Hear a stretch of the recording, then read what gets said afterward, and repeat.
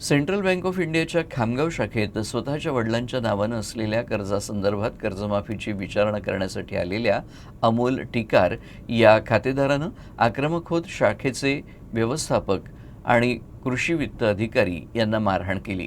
या घटनेनंतर संतप्त झालेल्या बँकेच्या अधिकारी आणि कर्मचाऱ्यांनी रात्री खामगाव शहर पोलीस ठाण्यात धाव घेत तक्रार नोंदवली असून आरोपीच्या अटकेसाठी पोलीस ठाण्यात ठिय्या मांडला।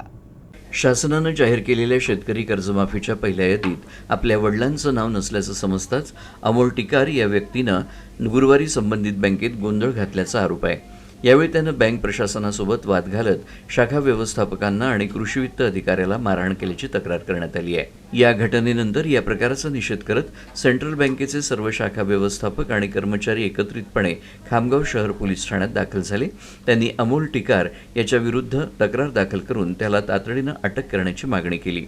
राज्यात बँक कर्मचाऱ्यांच्या सुरक्षिततेचा प्रश्न गंभीर बनत असल्याचं सांगत अशा प्रकारच्या घटनांना आळा घालण्यासाठी आरोपीच्या विरोधात कठोर कारवाई करावी अशी ठाम भूमिका बँकेच्या कर्मचाऱ्यांनी घेतली आहे। सध्या या प्रकरणाचा तपास सुरू आहे।